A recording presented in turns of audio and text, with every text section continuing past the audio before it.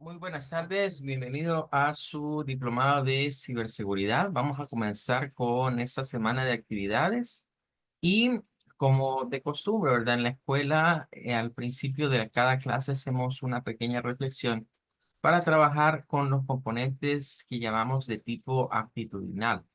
Para ello, vamos leyendo un versículo cada semana y esta semana le corresponde a Mateo 6:21. Esta Este versículo de la Biblia en la versión Reina Valera nos dice, porque donde esté vuestro tesoro, allí estará también vuestro corazón. El libro de Mateo, en capítulo 6, versículos 19, 20 y 21, Jesús nos habla acerca de los tesoros en el cielo y hace una especie de contraste entre lo que son los tesoros en la tierra y los tesoros en el cielo, y lo que le sucede a ambos y lo que no le sucede a los que se hacen en el cielo. Prácticamente nos habla acerca del concepto de lo material y lo espiritual, es decir, hasta dónde algo puede trascender materialmente. Las cosas materiales llegan a un límite en el cual pues se van a degradar y no serán más, pero hay cosas espirituales en las que uno puede invertir su tiempo, invertir su esfuerzo, que tendrán una trascendencia. Esa trascendencia precisamente es lo que Jesús llama el tesoro en el cielo. En la parte final, que es el versículo 21, nos dice que donde está nuestro corazón, ahí se encuentra nuestro tesoro. Por esa razón, en esta semana vamos a estar meditando sobre esta frase. ¿Dónde está tu corazón? ¿Tenemos nuestro corazón puesto en los tesoros terrenales, en los tesoros materiales, o tenemos nuestro corazón puesto en lo que serían los tesoros espirituales? No es que esté mal, ¿verdad? El desear tener un lugar donde dormir, desear tener una casa, desear tener bienes, no es que esté malo. La Biblia no dice que eso sea malo.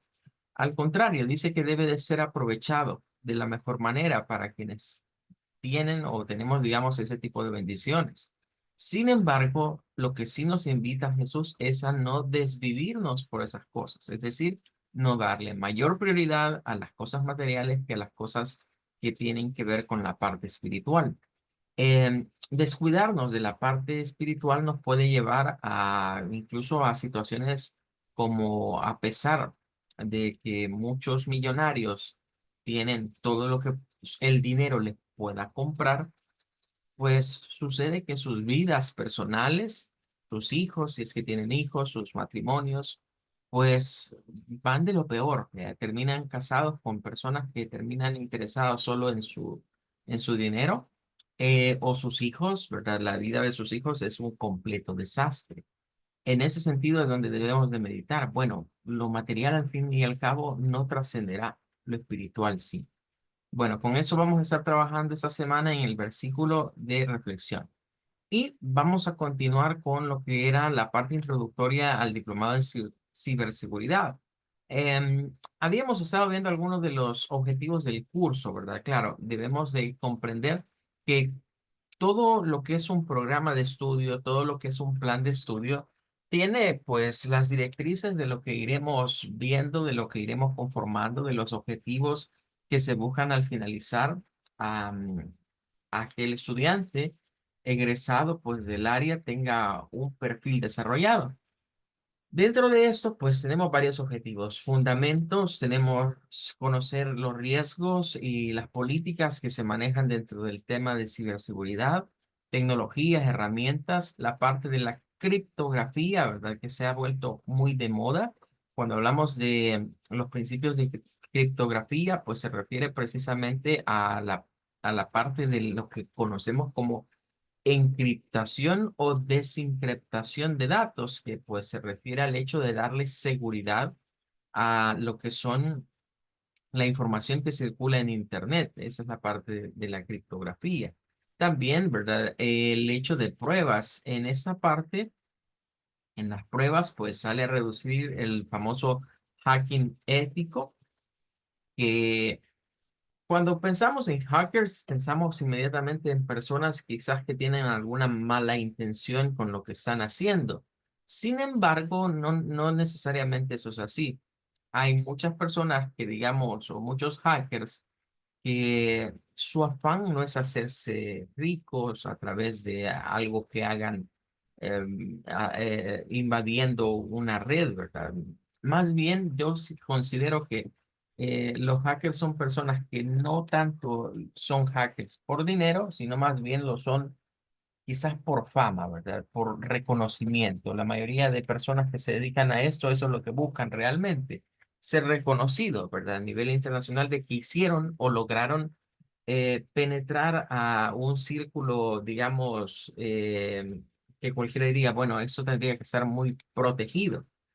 En ese sentido es que se implementa el término de hacking ético, que es precisamente hacer incursiones, por así decirlo, en sistemas que sirvan para decir, bueno, aquí hay debilidades, aquí hay algo que no está muy bien fortalecido.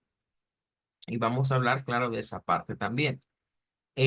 Por otra parte, la gestión de incidentes tiene que ver con el hecho de indicar qué es lo que ha ido pasando. Aquí entramos al área de simulaciones. En las simulaciones queda registrado, bueno, qué es lo que podría ocurrir al momento de que un sistema esté en funcionamiento y dicho sistema sea vulnerado o esté en intentos de vulneración.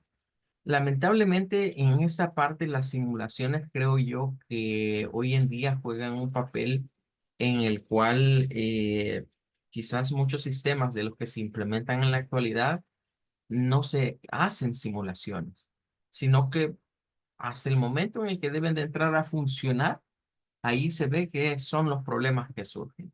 No hay una planificación adecuada para decir, bueno, este es un plan B, este es un plan C o hasta un plan Z. No, no existe esa parte y lo vemos en el día a día, ¿verdad? Este, máximo en un país como el nuestro, en donde se implementan muchos sistemas informáticos que a veces son como sacados de la manga, ¿verdad? De repente no es que haya habido un proceso a conciencia de diseño del sistema, sino que a alguien se le ocurrió, quiero que hagan esto y pues lo hacen y cuando surge en medio siempre vemos que van correcciones.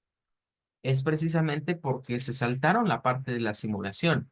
Puede ser que haya sido por motivos de tiempo, que no les dieron tiempo para hacer las suficientes pruebas. Puede ser por motivo, digamos, de que urgía ya que eso estuviese listo y pues se sacó en una versión beta, ni siquiera una versión alfa, ¿verdad? No, no fue una versión de ya lista para funcionar, sino que se saca algo que se sabe que va a dar problemas y que en el andar, digamos, se va a corregir. Eso suele ocurrir mucho en países como el nuestro, donde, digamos, el área de programación no está todavía muy bien fortalecida. Lamentablemente, nuestro país tiene potencial, así como otros países, como por ejemplo la India. La India ha sido un país que ha demostrado mucha capacidad a nivel del desarrollo de software, pero lo han tomado como un bastión, ¿verdad? Como decir, bueno, en la India no tenemos muchos recursos, quizás que ofrecerle al mundo, pero tenemos mucho recurso humano, porque yo no me atrevería, por ejemplo, a comparar los niveles educativos de un bachiller de El Salvador con un bachiller o digamos del mismo nivel de la India. Prácticamente un bachiller de la India nos lleva a nosotros como un universitario de acá. Entonces, son niveles educativos muy diferentes. Eso a pesar de que vemos que la India quizás se nos pinta como un país que no está muy desarrollado, que es un país pobre y otras cosas más, pero en materia educativa nos lleva mucho, mucho avance. Entonces, pensar en El Salvador como un polo de desarrollo en términos de que lo que vamos a ofrecer en un futuro sean personas que sean programadores y que estas empresas estadounidenses principalmente vengan a buscar aquí programadores, no es una mala idea, es una muy buena idea. De hecho, la India ha crecido mucho en eso. Los sistemas operativos de Microsoft, los últimos que se han publicado, han sido prácticamente maquilados en la India. Ahí se ha desarrollado todo el software que hoy Microsoft está distribuyendo a nivel internacional. Pero el detalle es que se debe, ¿verdad?, de invertir un poco más en la formación. Bueno, luego se habla acerca de aspectos humanos. Aquí entra un poquito la parte de lo que vamos a conocer como el término de ingeniería social. Vamos a estar hablando un poco acerca de ese concepto, cómo es que se maneja y también pues lo que pinta futuro. Luego en el programa vienen una serie de temas, ¿verdad? De acuerdo a los módulos que vamos a ir viendo. Quiero destacar que, como todo programa de estudio, el programa de estudio no es una camisa de fuerza, no es algo que nos diga todo lo que está aquí se tiene que ver o que todo tal y como está plasmado aquí se debe de ir desarrollando. Los programas de estudio deben de ser flexibles, deben ser adaptados a las necesidades del estudiante. Posiblemente algunos temas de estos el estudiante ya los maneje, ya los conozca, hayan temas que se le dificulten más al estudiante. Y es allí donde decimos que el programa de estudio a nivel de sus temáticas, a nivel de sus contenidos, es flexible. Significa que como estudiantes y como docentes podemos ir haciendo un trabajo conjunto en donde algunos temas quizás no sean de vital importancia para nosotros en cierto momento o sean temas que no los vamos a considerar para el desarrollo del curso. Esto depende de cada estudiante. En, en algunas universidades que he tenido la oportunidad de trabajar, siempre se trabaja con los contenidos, ¿verdad? Pero a veces ocurre que algunos docentes no desarrollan las últimas dos unidades, por así decirlo, o a veces algunos docentes saltan las unidades de estudio y uno como estudiante dice, bueno, ¿y por qué? Es que eso depende del grupo de estudiantes. A mí me dan estos temas, ¿verdad? Y son los temas que yo tengo que desarrollar, pero sería muy mal obrado de parte mía querer ir avanzando en todos los temas y dejar algo como que el estudiante, bueno, yo ya lo di, pero si usted no lo entendió, es cosa suya. Ya cubrí eso, si usted no pasó el examen de eso, es problema suyo. Eso sería, digamos, un poquito retrógrado en términos educativos. Por esa razón, a veces estos programas de estudio no se desarrollan completos o nos centraremos en algunos aspectos más importantes.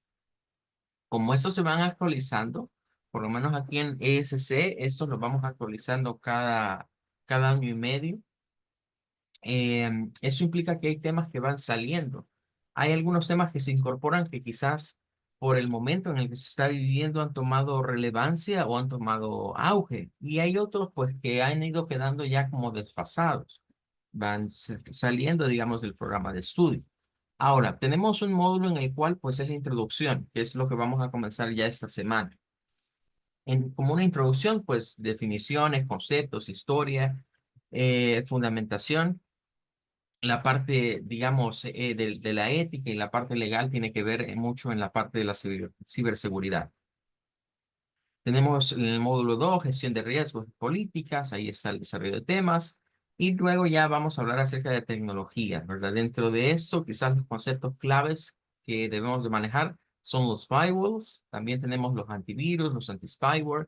Y bueno, realmente aquí si nos metiésemos a hablar de todo lo que existe hoy en día que se desprendió, digamos, del concepto de un virus informático, nos llevaría mucho tiempo estudiar, por ejemplo, cada uno de los casos, pero debemos de conocer, por ejemplo, cómo diferenciar a un virus que tiene una conformación como un virus de gusano, un virus que se comporta como un troyano, virus que son spyware propiamente. Hoy tenemos los famosos malware también. Hay una diversidad, ¿verdad? De programas maliciosos en general, de software que se ha creado, pues con el fin de hacer algún daño o obtener algún tipo de información de el equipo que llegue a sufrir, digamos, alguna infección. Como les hablaba en la clase anterior, nosotros acá en ESS Educación durante mucho tiempo hemos sido un bastión para nosotros es el uso del software libre. Y era punto clave plantear el hecho anteriormente, ¿verdad? De que cuando se utilizaba un sistema operativo en base Linux, pues el usuario debía de olvidarse de los virus, de olvidarse de tener antivirus, olvidarse de tener anti-spyware, olvidarse de tener cualquier cosa que sirviese para detener algún código malicioso, puesto que a Linux era como inmune, decíamos en aquel tiempo, a los virus. Bueno, eso ya cambió de un tiempo acá. Hoy sí ya hay virus diseñados pues, para sistemas operativos Linux. Y es obvio, ¿verdad? Todo esto ha tenido que ver con la evolución. Ahí es donde les digo, hay cosas que van cambiando, que quizás hace 20 años se manejaban de una forma y hoy ya se manejan de manera diferente. Hay algunas asignaturas, ¿verdad? Tradicionales a veces en los pensum universitarios que pues como que no cambiasen los pensos. Me estoy refiriendo a asignaturas como las matemáticas, las físicas, las químicas, como que es lo mismo siempre, ¿verdad? Es lo mismo lo que se va viendo, es lo mismo que se va desarrollando, pero al igual que en esas áreas, siempre hay cuestiones que se deben de ir actualizando, cuestiones que debe de ir uno correspondiendo a las nuevas tecnologías. Por ejemplo, no es el caso, pero cabe mencionar, con la llegada de inteligencias artificiales, muchos problemas relacionados a la resolución de ejercicios tradicionales de física, de matemática, de química o de otras áreas en donde se utilizan muchas fórmulas. Creo yo que los docentes actuales o quienes están en esas asignaturas deberían de ir pensando, bueno, y es lo mismo como voy a seguir diciéndole a estos jóvenes que resuelvan estos problemas, porque hoy encontramos inteligencias artificiales que ya son capaces incluso de tomar una ecuación, ¿verdad? Y resolverla por completo. Claro, dirán algunos, pero es que eso se va a ver a la hora del examen. ¿Ve? En el examen es donde se va a saber si realmente el estudiante sabe o no sabe. Bueno, yo creería más que ahorita hemos llegado a un punto en el cual ya la trascendencia en términos de la enseñanza no tiene que ver tanto con si el estudiante sabe o no sabe. Es más bien, tiene que ver con el hecho de cómo el estudiante resuelve un problema.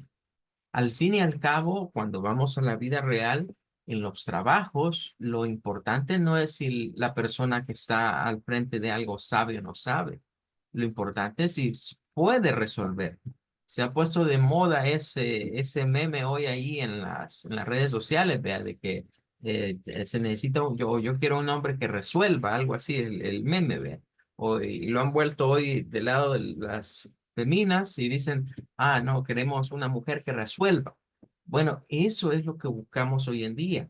Cuando un estudiante egresado de alguna carrera o de algún área de formación educativa, lo que buscamos no es que qué tanto sabe. Hoy buscamos a alguien que pueda aplicar, que pueda resolver, algo más pragmático. Entonces, si alguien puede resolver un problema utilizando un recurso, es decir, asistiéndose a través de la tecnología, a través de conocimientos que sabe cómo aplicarlos, y resolver un problema es preferible a alguien que sea como una enciclopedia. Porque el que es una enciclopedia será muy teórico y conocerá mucho, pero en todo lo que esa persona plantea una solución a una problemática, la persona que es más pragmática va a venir y va a resultar dándonos una respuesta más práctica. Luego tenemos otras partes, ya habíamos hablado de la criptografía, ¿verdad? Debemos de conocer un poco de qué es la criptografía, cómo funciona, el hacking ético también, las técnicas de ciberataque, ¿verdad? Como lo son los phishing y los ransomware. Debemos conocer esto que, cómo afecta, digamos, a las computadoras y también a algunos sistemas y cómo está compuesto, ¿verdad? El mismo, lo que sería el malware y hoy un término que se ha vuelto de moda, ¿verdad? La forencia digital o el análisis forense a nivel digital. Eso es una parte que en la actualidad está tomando mucho auge. Quizás porque llama la atención el término de forencia, porque normalmente la parte forense la vemos atada a una persona fallecida, ¿verdad? Allí es donde nace el término de un forense, alguien que puede dictaminar de qué falleció una persona. Pues esa idea se ha traído al mundo de la parte digital y cuando hablamos de forense digital o análisis forense digital, se refiere al hecho de alguien que pueda examinar qué pasó, de dónde viene un ataque, qué fue lo que originó el ingreso de ellos y en dónde hubieron puntos de vulneración. Es igual, ¿verdad? Por eso se hace el símil a lo que es la forencia o al médico forense, que es alguien capaz de examinar minuciosamente un cuerpo hasta determinar las causas de su fallecimiento. En este caso, pues digamos que el cuerpo es una computadora o un sistema en el cual pues se va a detectar qué fue lo que originó esa filtración, esa infiltración de datos o dependiendo de lo que se haya hecho con ellos. Luego vamos a hablar de gestión de incidentes, vamos a ver los aspectos humanos, como ya habíamos dicho, la parte de ingeniería social y las tendencias del futuro, ¿verdad? ¿Cuáles son, digamos, las áreas de desarrollo de ciberseguridad y cuáles son algunas oportunidades que podemos encontrar? Claro está, cuando hablamos de ciberseguridad, casi siempre pensamos en empresas grandes, lo asociamos quizás a aparatos gubernamentales que son los que podrían estar como más vulnerables o ser más sensibles a ciberataques. Sin embargo, esto va a cambiar con el futuro. Hoy en día, incluso usuarios, ¿verdad? Comunes y corrientes pueden sufrir cualquier tipo de ciberataque. Hace un par de años, quiero ver, creo que fue hace 4 o 5 años, se dio un problema bastante serio con una aplicación que se descargaba a través de juegos. Y ahí viene la situación. Por lo general, alguien es el que abre las puertas a esto. Entonces, a veces no hay como ese control en las empresas o en las casas, no se tiene ese control y las personas quieren descargar software, digamos, de forma ilegal, de que se sabe que no se está comprando la licencia, visitan una serie de sitios en los cuales quedan expuestos a que se den ciertos ataques. En, en el 2000 quiero ver, creo que fue como en el 2016, 2017, surgió un virus, bueno, no era un virus, normalmente no era un virus, era más bien un ransomware que andaba circulando en ese tiempo que las personas descargaban la aplicación, pensaban que instalaban algo, pero al final de cuentas lo que instalaban era una subaplicación que comenzaba a robar, a hacer una especie de cibersecuestro de la información de su computadora. Entonces todos los archivos quedaban secuestrados, se iban a almacenar a un servidor y luego caía un mensaje, ¿verdad? A la misma máquina, en donde decía que si usted quería recuperar todos sus documentos, pues tenía que abonar tantos dólares, ¿verdad? A una cuenta que se las daban ahí y que ellos le restauraban la información. Y se dio esa nueva modalidad, ¿verdad? Que fue un cibersecuestro de archivos. O sea, uno perdía el acceso a todos sus documentos. Los documentos aparentemente ya estaban, pero ya no se podían accesar. Y para poderlos abrir había que pagar como ese secuestro, como esa extorsión que hacían a través de esa aplicación. Pero repito, por lo general era alguien que abría las puertas a él. Es ahí donde debemos hacer un poco de conciencia. Por eso hablamos de ingeniería social y concientización. A veces ocurre que las personas no toman conciencia de que en la red hay riesgos, hay potenciales riesgos, los corren, pero el gran problema se da cuando estos se corren dentro de una empresa o dentro del lugar donde estoy trabajando. Si al fin y al cabo son mis archivos y es en mi casa, pues el mal vino sobre mí.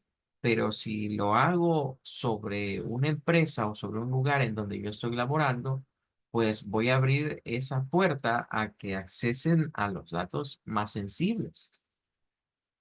Por eso es que hablamos de hacer conciencia. Muchas veces quizás se piensa que la parte de la ciberseguridad, su principal fundamento es desarrollar una herramienta lo suficientemente fuerte o conocer algo que tenga la suficiente robustez para soportar ciberataques. Pero la realidad es más sencilla. La realidad es que mientras alguien no abra esa puerta, va a ser difícil. Por eso hacía la alusión en la clase anterior, ¿verdad? De que esto es igual, ¿verdad? Que llegue un ladrón con ánimos de entrar a mi casa.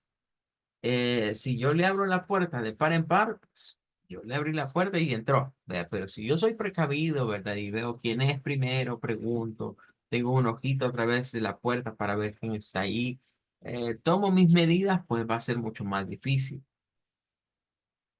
Bueno, con esto estaríamos cerrando esa parte de los contenidos y vamos a comenzar a ver esta presentación que vendría siendo el primer tema prácticamente, lo que es la introducción a la ciberseguridad.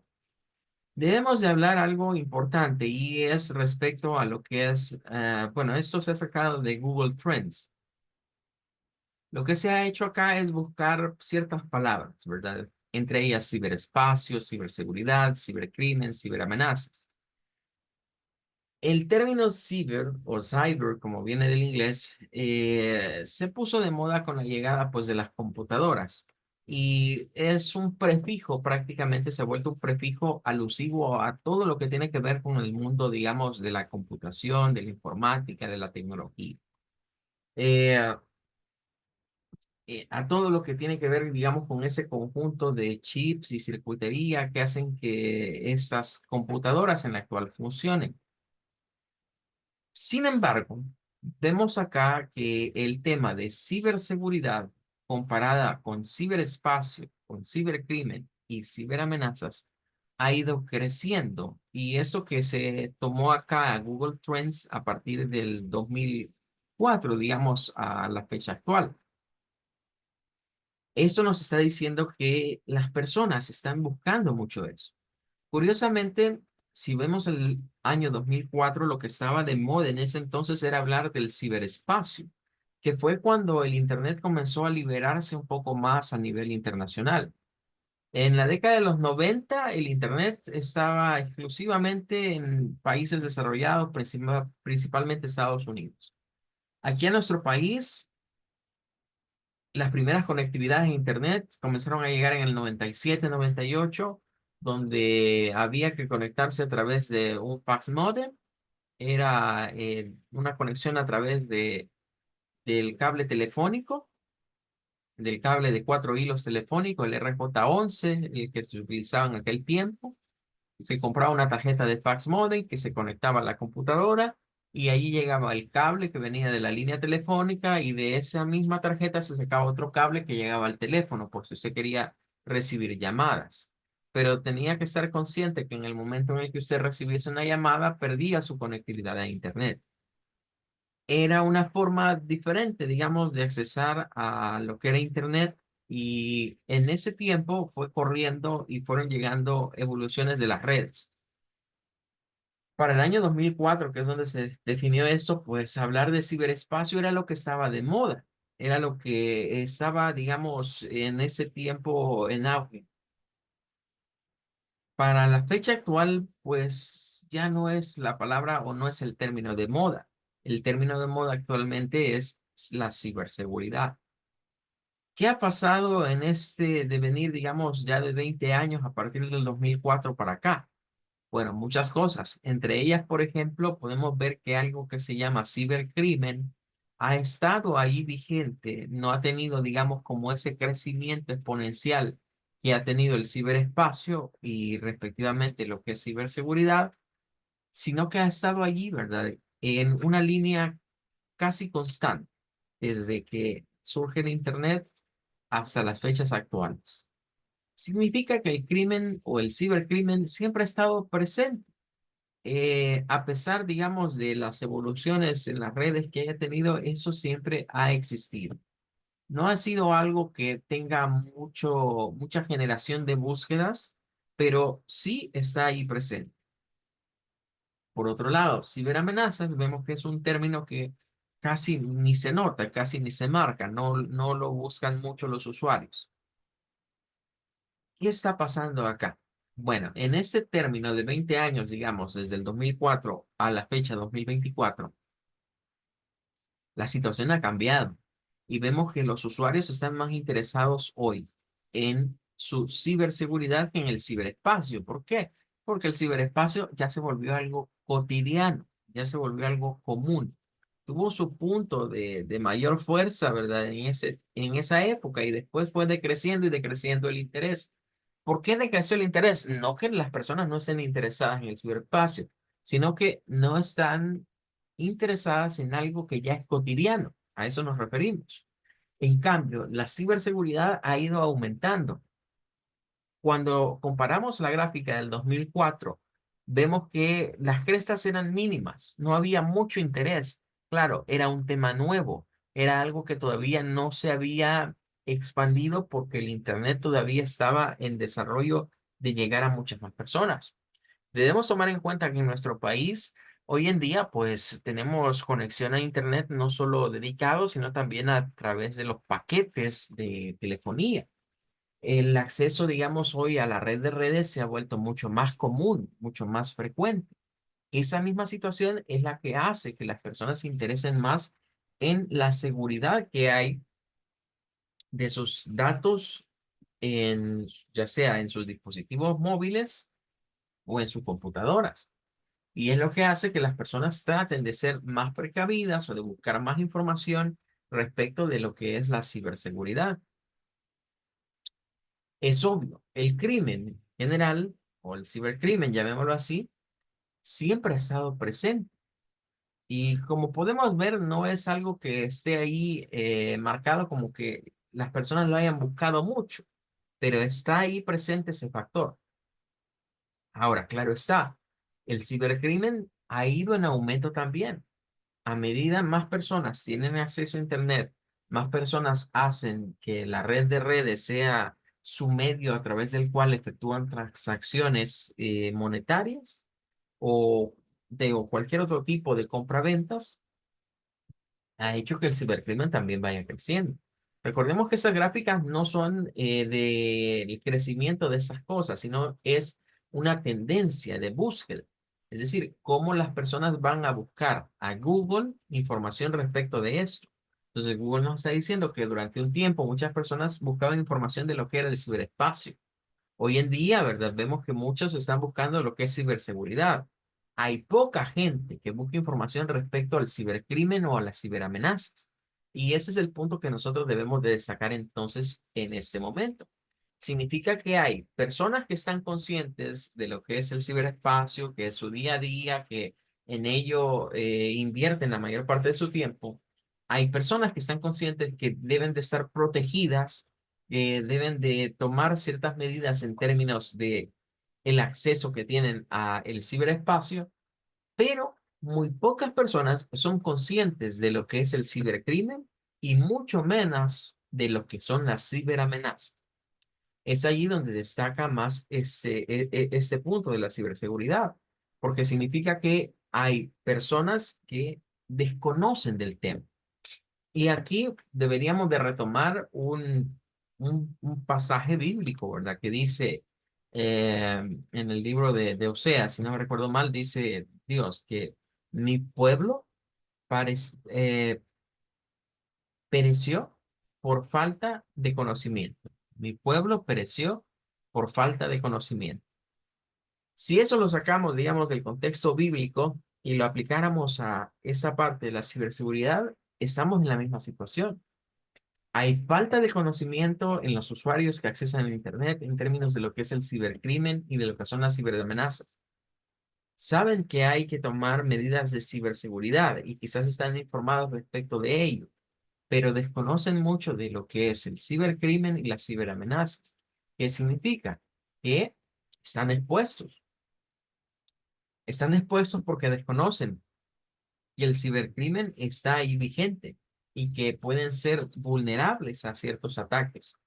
Que aunque yo me diga, bueno, pero yo soy una persona común corriente, ¿verdad?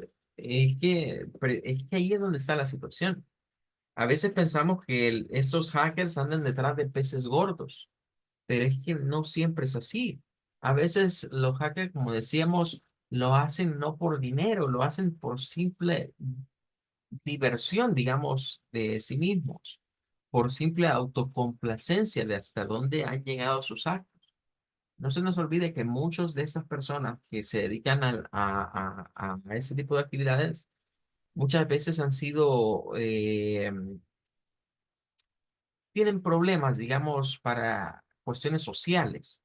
Es decir, son personas que sus relaciones intrapersonales y interpersonales no van muy bien. es que se retraen, que se aíslan mucho. E incluso no es por nada que en las películas siempre nos ponen a los hackers como raritos, como personas así que se aíslan, que no tienen amigos, que solo pasan con las computadoras. Eso no dice mucho de la realidad, lo que significa que ese genio que tienen, digamos, para hacer las cosas que sobresalen sobre otras personas en términos de saber utilizar esa inteligencia, les falta de la sabiduría, ¿verdad? Porque en la Biblia se nos enseña que la inteligencia de nada sirve si no la usamos sabiamente. Entonces, estas personas son muy diestras, son muy inteligentes en dominar todas estas cosas, pero lo hacen en muchas ocasiones porque tienen esa falta, digamos, de atención. Es decir, cuando descubren que ellos han sido, ¿verdad? Y que ellos fueron los que hicimos esto, eso llama la atención del resto del mundo. Y entonces, ya soy yo el centro de la atención. Es allí donde debemos tomar en cuenta eso. Nos encontramos ante, a veces cuando hablamos de cibercrimen, pensamos que van detrás de los millones, pero no, a veces estas situaciones no tienen que ver con el dinero propiamente. Muchas veces tienen que ver con esa falta, digamos, de apego, de desarrollo, digamos, de lo que es la inteligencia emocional de esas personas que terminan haciendo, digamos, ese tipo de actos por sobresalir o por ser vistos o por ser escuchados o por ser conocidos o agarrar fama a nivel internacional. Bueno, hay muchas cosas que ir hablando, ¿verdad? Lo que ya no tenemos más es tiempo, pero para mañana vamos a dejar, digamos, debemos de hablar un poco de lo que es ciberespacio, ciberseguridad, ciberamenazas y cibercrimen, ¿verdad? Que son los términos que estamos viendo acá. Todos tienen la palabra ciber en común, pero tienen que ver con cosas diferentes, aunque están relacionadas entre sí.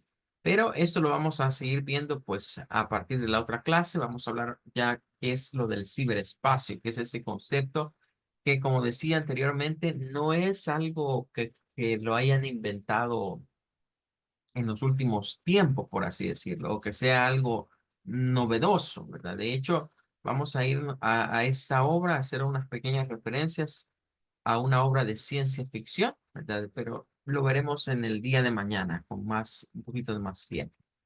Nos quedamos hasta acá. Un gusto haber estado con ustedes y nos vemos primero desde el día de mañana. Hasta luego.